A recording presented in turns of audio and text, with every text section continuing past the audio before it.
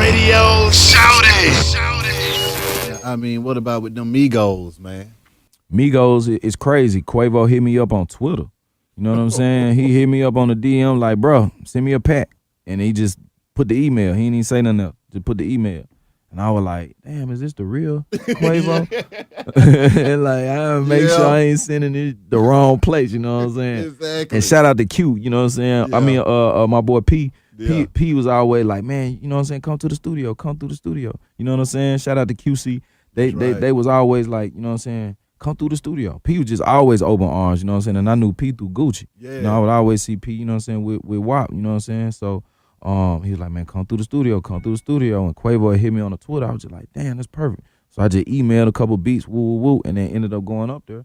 We did the song, you know what I'm saying? Look at My Dad, like the first song we ever did. I sent about 5 beats. I don't never send like more than 5 beats because I don't like people to get drowned in options. Yeah. Like, damn, this one hard. Unless I know you going to knock them out. Like Game, I can send Game 20 beats, he going to knock out every one of them. And then send them back like, this what I did. You know what I'm saying? And then we pick and choose what we like the best.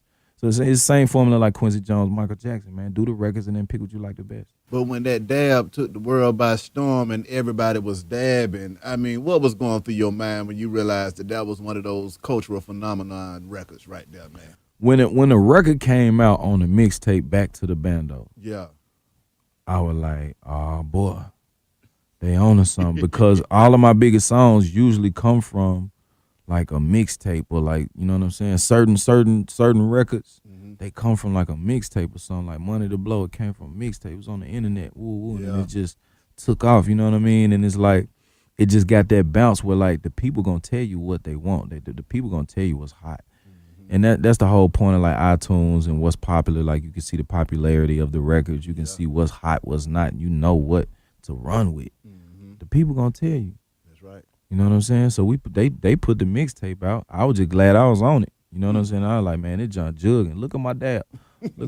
But they was smart enough to align a dance with the record and make everything bigger than what it was. And to see Arthur Blank, the Falcons, and the whole organization, Hillary Clinton, Ellen, everybody, man, just seeing the whole world dabbing, granddaddies, mamas, and kids, the youth. We had everybody from 2-year, 3-year-olds all the way up to 95 and 96, you know what I'm saying? So that's a broad demographic.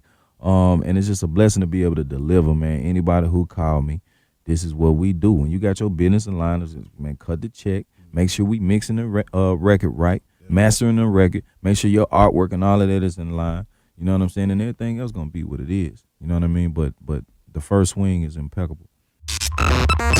Radio